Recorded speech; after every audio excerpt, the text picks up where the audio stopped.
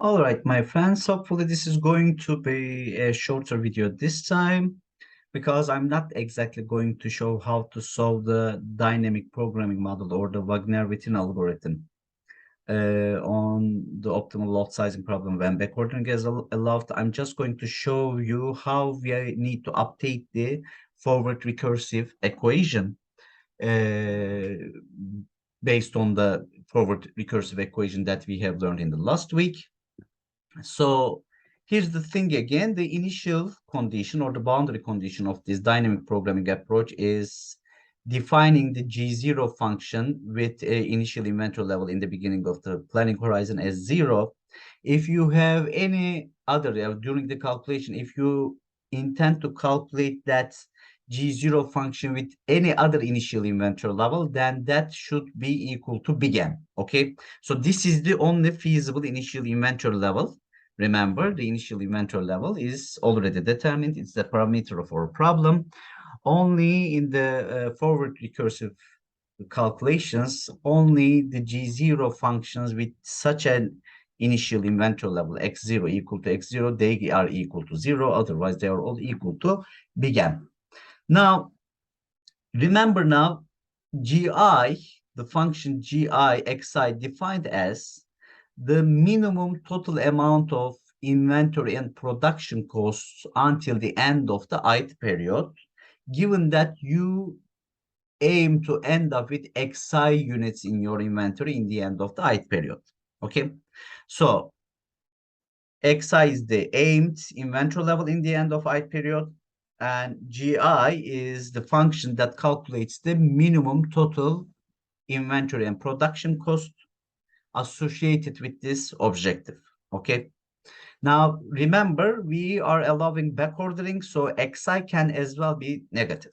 Okay, not necessarily positive. So in the planning horizon, in the end of the planning horizon, the inventory manager may also aim to end up with a negative inventory level in the end of the planning horizon. So xi can as well be negative, my friends. Okay, now how do we express this function based on the gi minus 1 functions? Okay, so we say that this total inventory and production costs in the end of the ith period, aiming for an ending inventory level of xi, is contributed by the marginal costs of the ith period, obviously, and all accumulated costs associated with the previous periods. Okay, so in order to end up with xi units here, we have many decision alternatives in the ith period. Okay, so you can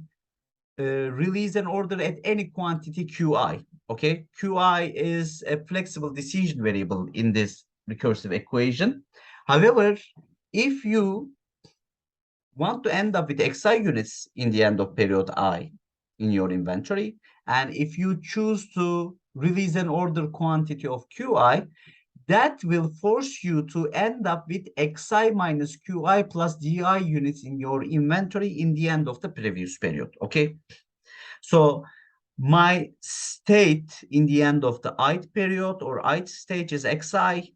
My alternatives or the decision variables or my options are the order quantity is qi, but with my choice of qi, this will force me to end up with xi minus qi plus di units in my inventory in the end of the previous period. Okay, so I will express this gi xi as the summation of the marginal costs associated with my decision related to this stage. Let's see them one by one. So let's say if I think about releasing an order, which means if the order quantity is positive, then I need to pay the fixed ordering cost associated with this period. Now remember that we have defined this function as a binary function. Okay, it's an indicator function. If qi is greater than 0, then this indicator function is equal to 1. If qi is not greater than 0, which means if qi is equal to 0, then this binary function results with 0, and it will eliminate the fixed ordering cost from this formulation. Now, why we are expressing it like that? Why we are not introducing yi as we have introduced in the integer programming model? Now, we have a single alternative here, the order quantity, and we need to express this recursive equation as a function of the order quantity only. And this is how we can express this by using the indicator function as you see here. And we have the variable cost associated with the order quantity that we have chosen. If you release an order at a positive quantity, for each unit that you release, you need to pay for the unit purchase cost associated with that period. And if you end up with a positive inventory level, you need to carry that inventory to the next period. Therefore, we say that xi should be multiplied with hi, the unit inventory carrying cost to the next period. But if and only if the ending inventory level is positive, because you know xi values can be negative as well. So if we end up with a backordered amount, then we should not multiply this backordered amount with hi. So this part is going to vanish if the ending inventory level is negative. But if the ending inventory level is greater than or equal to 0, then we will calculate the inventory carrying cost as usual. Now, if the ending inventory level is negative, then we are going to multiply that negative inventory level with a negative multiplier to calculate the backordered amount. Remember, negative inventory level is not multiplied with the unit penalty cost or the unit backordering cost. The backordered amount must be multiplied with the unit backordering cost. So xi is the negative inventory level. By multiplying it with -1, we translate it into the backordered amount in the end of the period I, and we multiply each backordered unit with unit backordering cost pi. So again here, depending whether xi is positive or negative, we either pay the unit carrying cost or the we either pay the total backordering cost associated with that period or the backordering cost associated with that period. So these four components are associated with the marginal contributions of your decision, which is the order quantity in this period. Now, given that you make a decision or you decide to manufacture or release an order of QI units, then if you are going to end up with XI units in the end of this period, and if you go with a decision of QI units to release an order, then the ending inventory level of the previous period must be equal to xi minus qi plus di. Okay, so we already know how to calculate the ending inventory level given the ending inventory level of the previous period, given that you have an ending inventory level xi and order quantity qi in this period. Now, after this decision, you know what inventory level you need to end up with in the previous iteration or in the previous stage or in the previous period.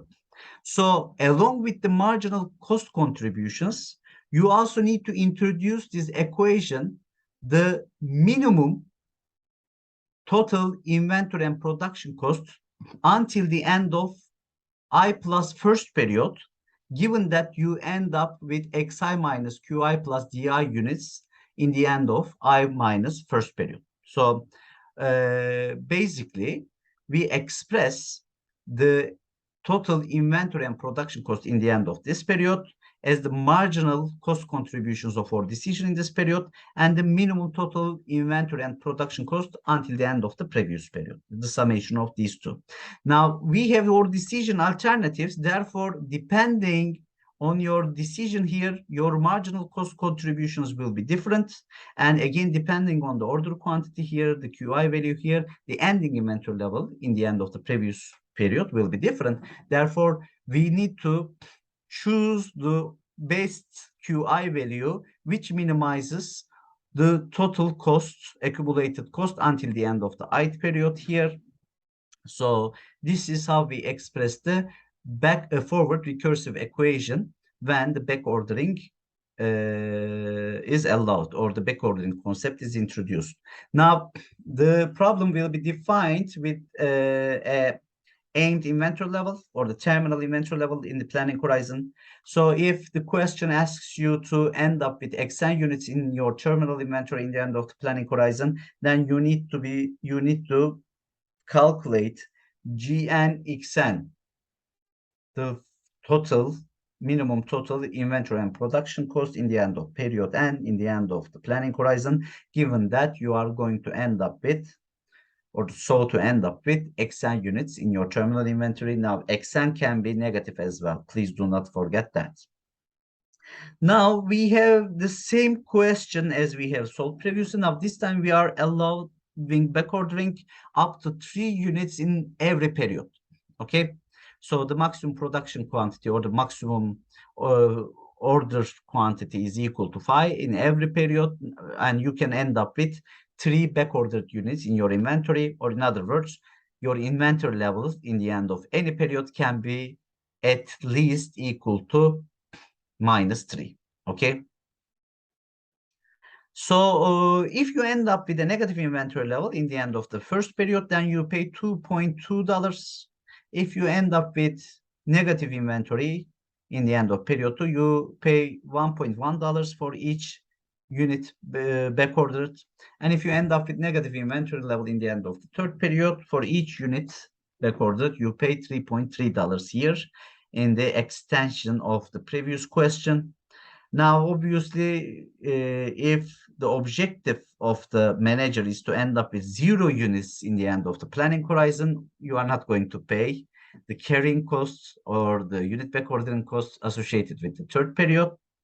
So we are going to solve this problem with Microsoft Excel solver add-in.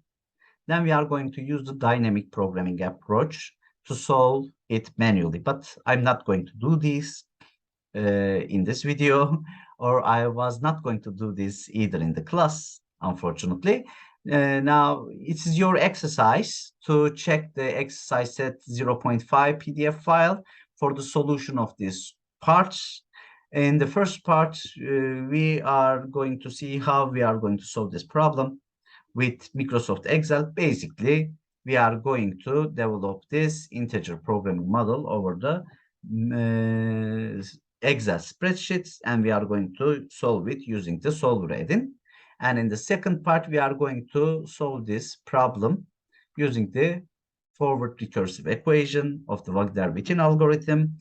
This time, we are going to consider the unit back ordering costs here as well. And you will see both parts will yield you the same optimum solution. Now, remember, before moving further to the next module, remember, optimal lot sizing is not a practical idea. If this problem is associated with an aggregate planning problem, then optimal lot sizing is considerable. However, in order to determine your master production schedule or short-term production schedules, optimization is not a good idea, because so many things dynamically change in the shop floor, in production processes.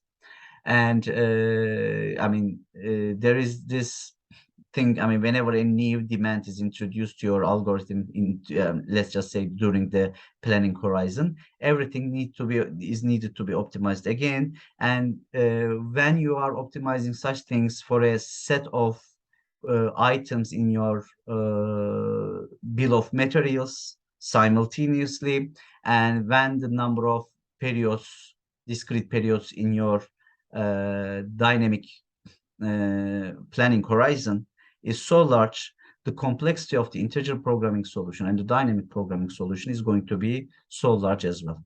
So optimal lot sizing is not a practical idea for short-term planners or short-term inventory planners, but in the aggregate planning scale, it can still be a choice for us to develop a optimization model by using one of these two algorithms. So please do not forget to perform your reading assignments again, my friends. I will see you in my next video.